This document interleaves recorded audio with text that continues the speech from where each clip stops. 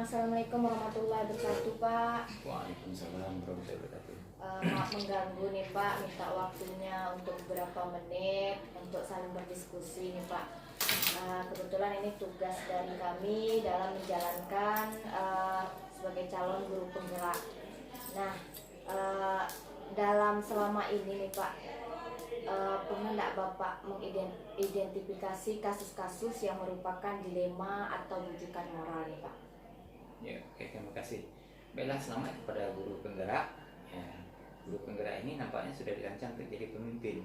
Kalau seandainya Bapak dulu sebelum jadi kepala sekolah pakai ini tentu lebih sukses. Tapi karena Bapak jadi kepala sekolah secara otodidak, ya, nah, jadi kurang bijak mungkin dalam mengambil keputusan dan memanajemen. Ya, mungkin ya banyak lah ya dalam kehidupan ini kan tidak sesuai dengan teorinya seharusnya begitu dan kenyataannya begitu. Gitu. Ya banyak lah problem-problem kita dalam memimpin di sekolah. Iya. Bisa Bapak ceritakan nih, Pak, apa kira-kira salah satu kasusnya, Pak? Ya banyak. Ibu minta kasus masalah anak dengan guru atau anak dengan lingkungan atau anak dengan orang tua atau masalah masyarakat ke sekolah atau masalah guru teman sejawat umpamanya. Iya. Enaknya masalah guru ya, Pak? Masalah guru aja lah. Apa nih kira-kira nih, Pak? Ya banyak juga masalah. Ada pengalaman yang sudah yang pengalaman yang agak berat gitu ya, tapi dia harus dengan pertimbangan. Anak itu sakit-sakitan. Jadi malah disuruh anak harus nomor satu. Anak, istri, suami, orang tua harus nomor satu. Kita kan harus kaku. Gitu. Jadi setelah diperiksa di puskesmas belum ketemu kan penyakitnya. Setelah dirujuk ke rumah sakit, dokter spesialis anak, ya.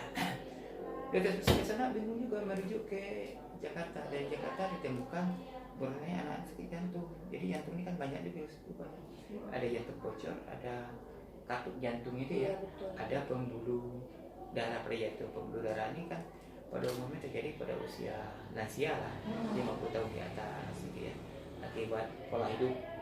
Nah, saya dapat juga cerita, saya ikut nonton pola hidup, pola makan, gaya hidup seperti merokok itu ya, dan juga faktor keturunan.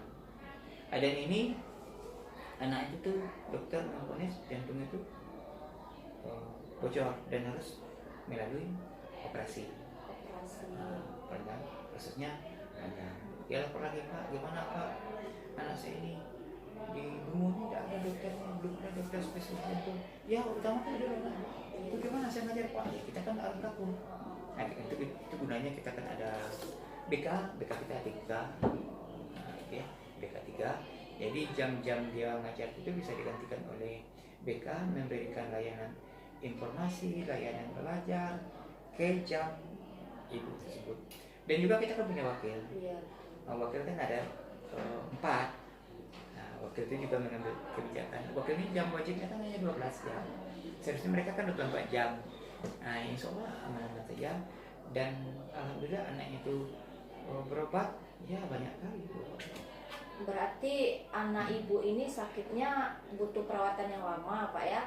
Otomatis ibu ini meninggalkan kewajiban mengajar selama pengobatan anak ini, Pak ya. Ibu tuh mungkin dalam 1 bulan tuh ada 1 minggu langsung. Iya. Tidak begitu terusnya ya. Setelah lalu operasi itu tuh mungkin jawabnya kan Jakarta, menghabiskan waktu 20 hari. Dan dokter memvonis penyakitnya ini dan harus makan obat rutin, tidak boleh putus selama 1 tahun. Jadi selama 1 tahun itu mereka kan kontrol nih, sebulan sekali kontrol. Jadi setiap sebulan sekali kontrol itu memakan waktu. Selama 1 tahun kontrol terus. Berarti bagaimana nih Pak Bapak mengambil keputusan pada kasus itu nih Pak? Kan kalau misalnya Bapak mengambil keputusan kalau tidak Bapak izinkan, otomatis kelas-kelas tadi ini tertinggal oleh ibu ini tadi ya dalam mengajar. kalau tidak bapak izinkan, ini kan ibu ini anaknya butuh pengawasan orang tua gitu pak ya. Jadi pengambilan keputusannya bagaimana pak? Iya, kalau enggak kita izinkan, ya anak ya. Iya. Kita punya anak juga. Ya ayah, anak loh ya, anak. Ya, gak apa kita bekerja kalau anak tuh anak. Itu konsep hidup saya. Kita enggak bisa kaku ya. Kita kan bukan perusahaan. Kalau perusahaannya mengaji untung rugi. Iya. Nah ini kita takutkan 5.0 ini.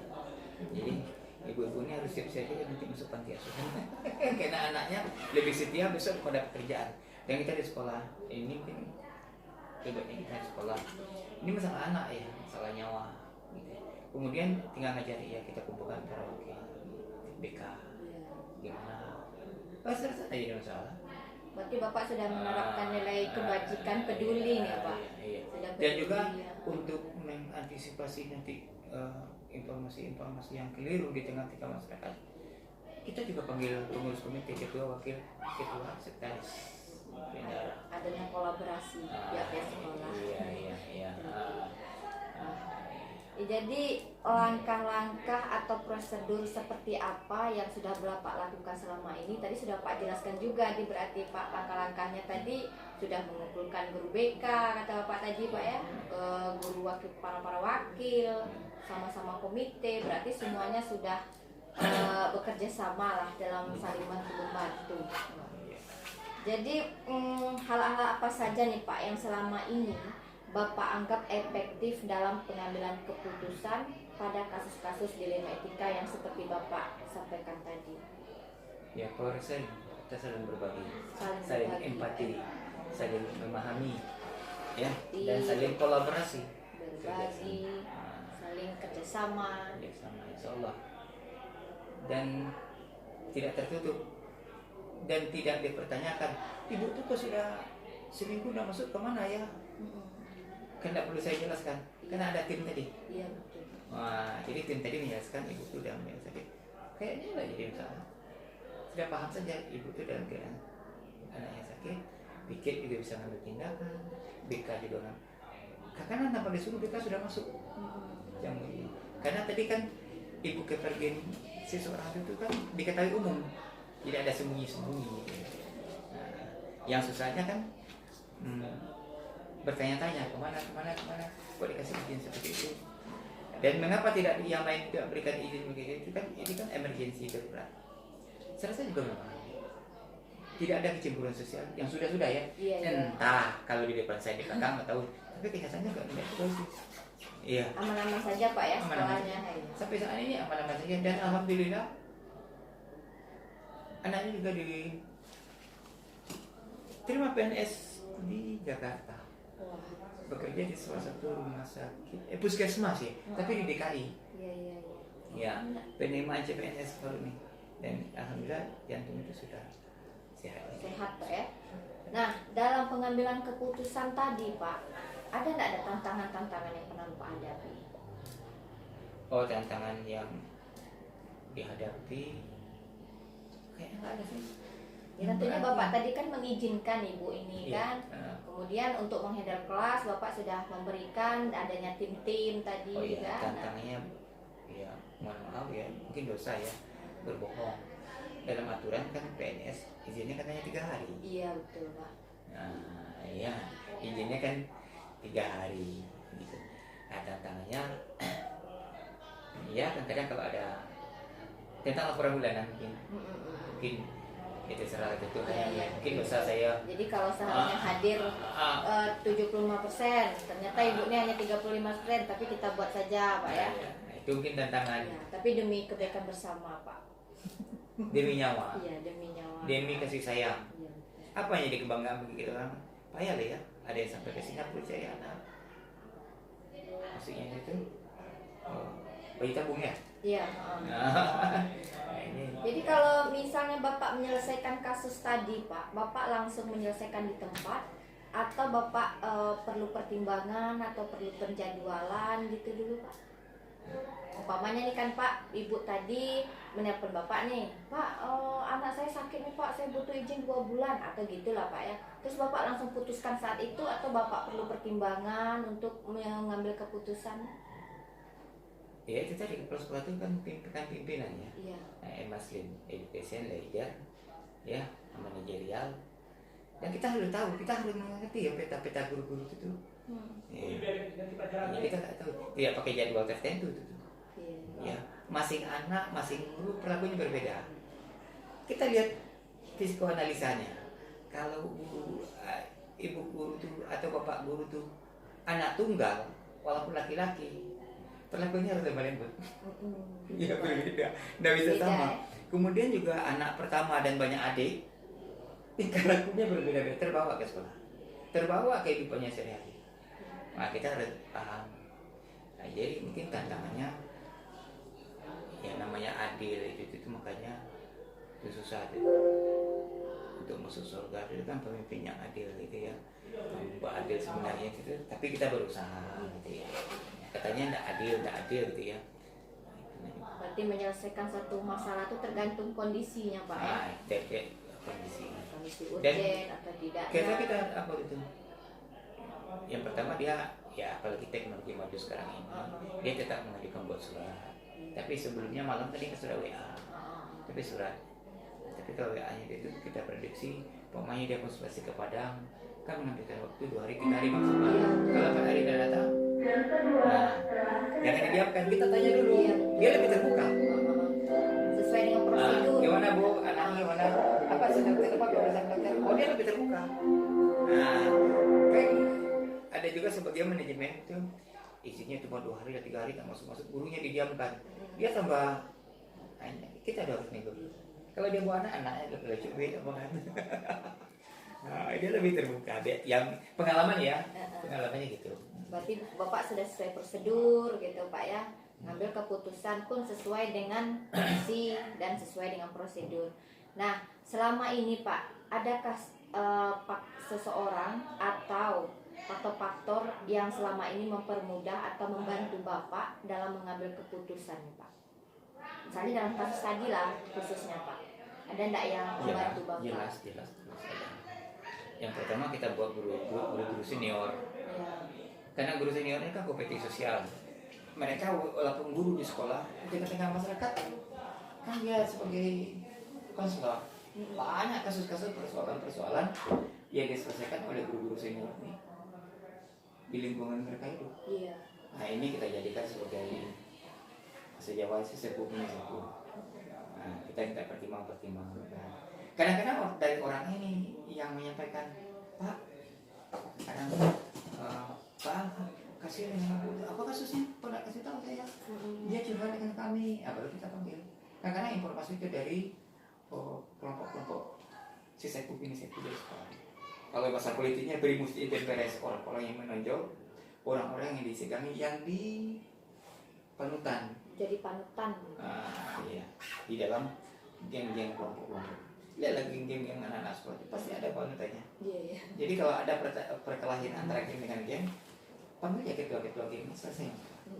Nah, jadi si sepuh ini, walaupun dia jabatannya tidak ada, tidak struktural, tidak wakil, ya ada guru.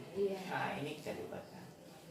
Wah, seru nih diskusi kita kali ini Pak. Tadi dari awal saya juga mengambil pelajaran dari Bapak. Ya, karena saya juga lagi dalam pendidikan, jadi hasil diskusi tadi dari awal sampai akhir kita diskusi, ternyata dalam pengambilan keputusan itu memang perlu pertimbangan, kesabaran, kemudian utamakan yang urgen dulu ya Pak ya.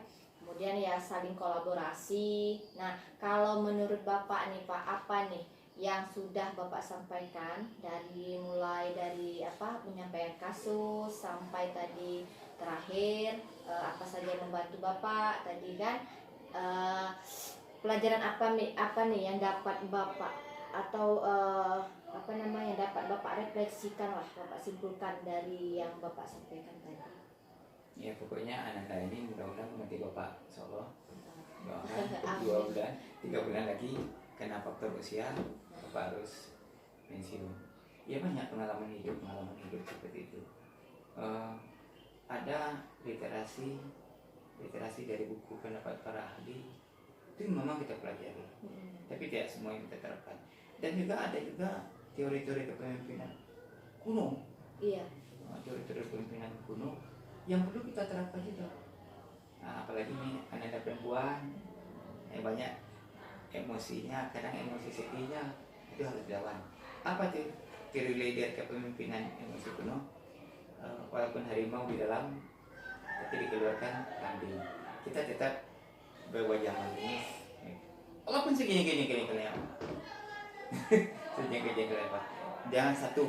Dan yang kedua, jangan minta balas jasa. Orang yang kita bantu itu kadang-kadangnya tidak terima kasih, malah menjelek-jelekan kita. Tapi ingat, Tuhan tidak sia-sia. Ada saja orang yang berbuat baik apa kepada kita. Ini yang dikatakan ini, kita dapat hidayah dan taufik, bimbingan, petunjuk dari Allah. Yang tidak kita sangka-sangka. Bapak contohkan begini, begitu juga dalam kepemimpinan itu. Iya kasus tadi juga. Coba nanti kalau sekolah naik isi kan, suaminya kan bagak deh. Iya. Nanti aku cegat dia lagi. Betul-betul tidak ada niat kena takut dengan suaminya itu ya. Iya. Tapi kalau soal bagak, kalau misalkan saya kan juga bagak gitu ya. Nah, saya tapi akhirnya setelah temui suaminya kan tunduk bagus lakukan. Malah dia balik di rumah sakit itu bawa baju untuk ibu, bawa ini, bukan mengharapkan. Pokoknya jangan saya sekali mengharapkan balasan. Betul. Nah, jadi ada apapun kasus seperti itu, kita tetap berwajah senyum. Wah, terima kasih banyak Pak. Saya dapat pelajaran 2 pada hari ini Pak. Yang pertama, selalu berwajah senyum tadi. Jadi selalu bermanis ya Bu wajahnya, meskipun di hati lain berkata ya Pak ya. Kemudian jangan meminta balas jasa. Nah, itu merupakan pelajaran penting bagi saya Pak. Tuhan akan membalas. Ya. Terima kasih banyak Pak untuk diskusi pada pagi hari ini. Mohon maaf sekali saya mengganggu waktu Bapak. Saya ucapkan terima kasih. Assalamualaikum warahmatullahi wabarakatuh.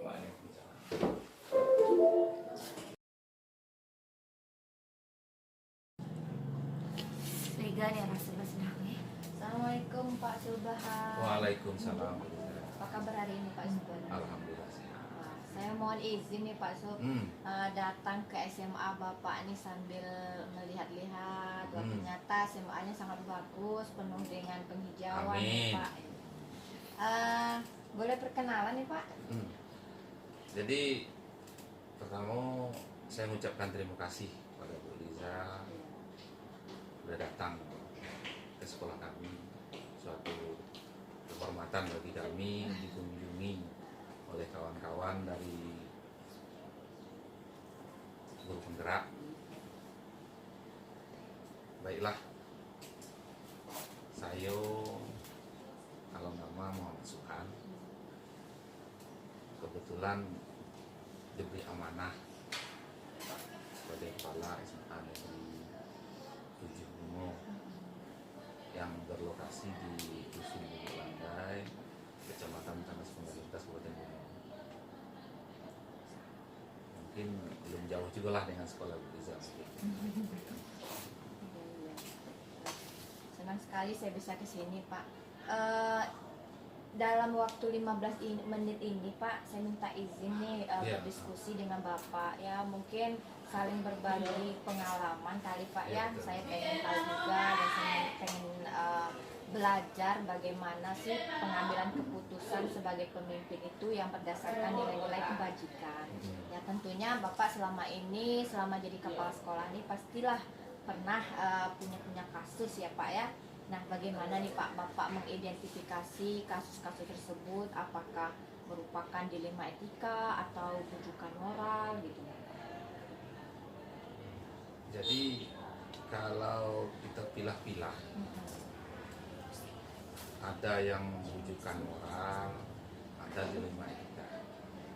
Kalau untuk rujukan moral, tentu sudah sama-sama kita ketahui, kita mungkin lebih mudah untuk mengambil keputusan. Karena rujukan moral ini benar dengan salah. Dan itu keputusan harus mengambil yang benar. Kan itu. Kemudian yang dilema etika, kedua-dua ini punya kebenaran. Gimana kita ngambil keputusan yang satunya tidak dirugikan, satunya tidak pula dirugikan. Kalau dalam istilah bahasa Indonesia itu menarik rambut dalam tepung, tepungnya tidak bersiaran, rambutnya tidak putus, kan itu. Kemudian lagi sebagai pimpinan, tentu dilema etika ini banyak bakal kita temui, banyak bakal kita temui. Nah, gimana nantinya kita bisa membuat keputusannya yang bisa membuat keduanya tidak masalah atau win-win solution lah kan. Jadi ada dilema etika yang benar lawan benar, sama rujukan moral tadi benar lawan salah. Betul. Kemudian dalam pengambil keputusan itu memang harus dipikirkan agar tidak sama-sama dirugikan. Merasa dirugikan.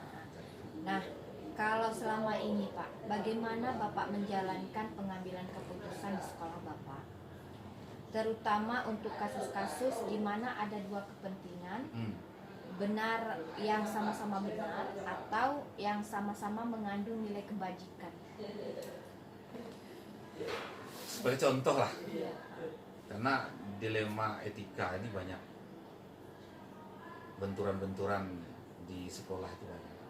Biar itu guru dengan guru ataupun guru dengan siswa, benturan dalam tanda kutip ya, bukan berarti benturan itu hal yang buruk, ataupun guru dengan sekolah kan gitu.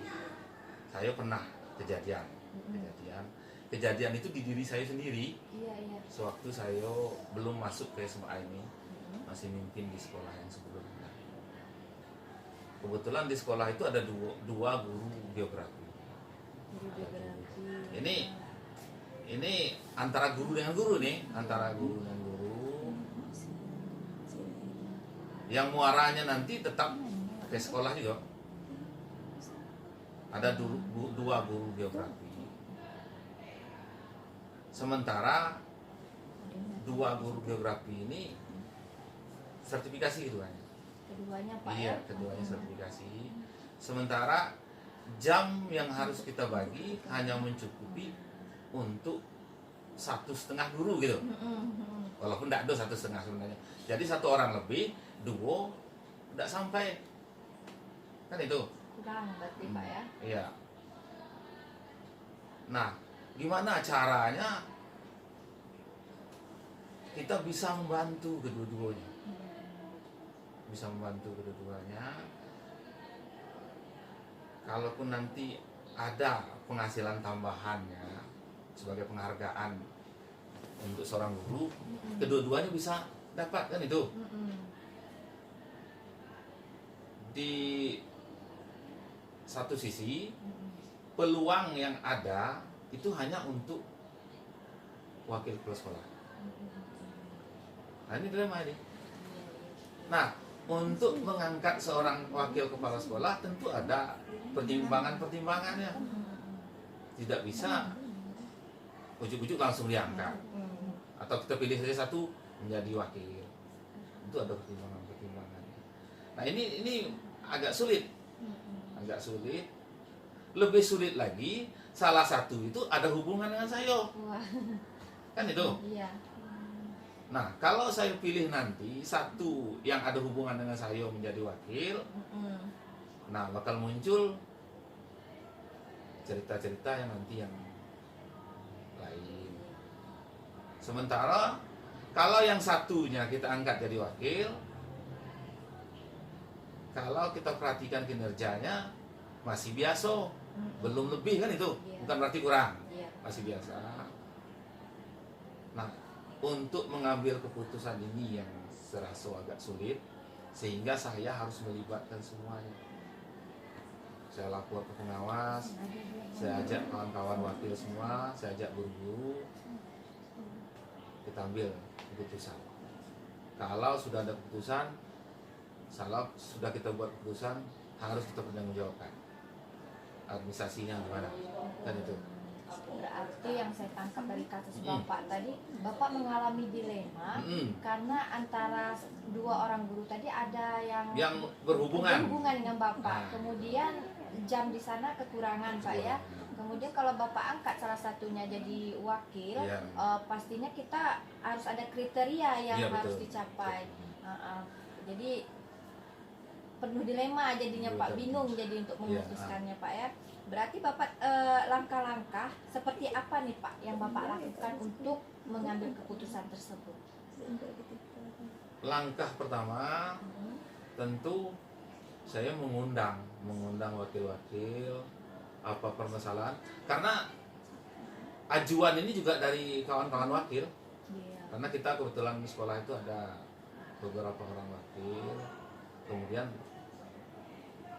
yang satunya bersedia mengundurkan diri. Yang jelas asalkan kawan-kawan yang dua ini bisa terselamatkan kan itu. Setelah ada keputusan waktu itu, saya pun melapor ke pengawas pembina. Gimana? Setelah ada pertimbangan dari wakil, dari pengawas pembina, baru kita rapatkan kembali. Kita paparkan di situ, kalau si A ini kita angkat, gimana? Kalau si B ini diangkat gimana? Karena si A ini pertimbangannya masih ada hubungan dengan saya, sementara si B ini kalau kita tidak tolong, kita ketahui, mohon maaf, dari segi keluarga memang dia ini jadi satu-satunya tulang punggung kan seperti itu, karena suami ada lebih kan itu. Sehingga waktu itu diambil keputusan yang si A nya dijadikan wakil, yang satunya dipenuhi jamnya menjadi 24. Nah, dilema lagi, kawan yang satunya bersedia mengundurkan diri menjadi wakil dan dia dipenuhi dengan jamnya karena jamnya tidak bermasalah kan itu. Nah, itu. Oh, berarti langkah-langkah yang sudah Bapak ambil itu mengumpulkan dulu para wakil ya, berdiskusi bersama, ya, meminta pendapat, kemudian meminta pendapat pengawas, Pak ya, atas bagaimana keputusan yang Bapak ambil itu tadi yang bisa diterima oleh semua pihak. Nah, tentu Bapak dalam mengambil keputusan itu ada tantangan enggak, Pak, dalam mengambil keputusan tersebut? Banyak tantangan. Itu ada tantangan. Kalaulah dua pihak yang harus kita ambil keputusan itu tidak ada hubungannya sama, mungkin tidak begitu banyak. Pertimbangan hanya pertimbangan kompetensi selesai. Sementara ini ada hubungan dengan saya, kompetensinya bisa diselesaikan enggak? Kalau sudah, tentu hal-hal kecil yang harus kita selesaikan, jangan sampai nanti muncul. Nah, ini karena kedekatan segala macam kan itu. Makanya nanti dalam ambil keputusan itu tetap kita libatkan semuanya. Kita buat berita acaranya, buat daftar hadirnya, jangan sampai nanti di kemudian hari muncul. Tapi kalau kita punya kita buatkan sesuai prosedur ya, gitu, sesuai Pak ya. itu. Berarti Bapak dalam menyelesaikan kasus itu, Pak, apakah butuh penjadwalan atau butuh waktu, atau memang waktu kejadian itu misalnya Ibu A dan Ibu B nih menghadap Bapak kan tadi butuh jam. Nah, apakah waktu itu langsung Bapak putuskan atau memang terjadwal? Khusus untuk kasus yang ini tetap kita buat jadwal. Makanya ini kan masih bisa kita ngumpul masalah segala macamnya, mencari keputusan lebih dari itu. Walaupun di kasus yang lain tetap insidentil tetap kita putus sama itu. Tapi walaupun kita dikasih waktu, itu tidak bisa juga berlama-lama. Mengingat di awal semester sudah muncul SK baru kan itu. Kalau kita tunda, bisa jadi ada proses-proses nanti yang tidak terlaksana. Yang muaranya akhirnya nanti siswa yang dirugikan. Di satu sisi kita menyelamatkan guru, di sisi yang lain nanti siswa itu. Jadi walaupun punya waktu, tentu kita batasi tidak terlalu lama, mengingat pekerjaan setelah itu kan lebih nunggu lagi kan itu. Iya, sesuai prosedur juga tadi Iya. Bapak tentunya berdiskusi dulu kan butuh waktu juga. Iya, betul. Butuh waktu juga berdiskusi dengan para wakil dan pengawas. Iya. Nah, dalam pengambilan keputusan itu Pak, adakah seseorang yang membantu Bapak dalam mempermudah Bapak mengambil keputusan? Kalau disebut seseorang mungkin enggak, tapi tetap sumbangsih dari wakil tadi, dari pengawas pembina, tentu itu yang kita akomodir, kemudian baru kita putuskan. Kalau kita ambil dari satu orang, khawatirnya nanti menjadi subjektif. Iya. nanti. Berarti semua pihak lah Pak ya. Betul. Semua pihak Pak itu. Nah, baik Pak, ini karena kita sudah di penghujung dari pertanyaan Iya, saya betul. tadi Pak dalam wawancara saya sama Bapak. Nah, selama Bapak menjadi pemimpin, Iya betul. pembelajaran apa nih yang dapat Bapak petik dari pengalaman Bapak sebagai pemimpin ini dalam mengambil keputusan? Ya tentunya sebagai pemimpin pastilah selalu ada masalah-masalah yang harus Bapak putuskan. Iya. Nah, boleh Pak Bapak refleksikan tentang pengalaman Bapak selama ini? Seorang pemimpin itu harus menjalankan aturan dengan sebaik-baiknya. Namun di perjalanannya nanti kita bakal ketemu dengan hal-hal kesulitan kita untuk mengambil keputusannya. Mengingat kedua-duanya bisa benar.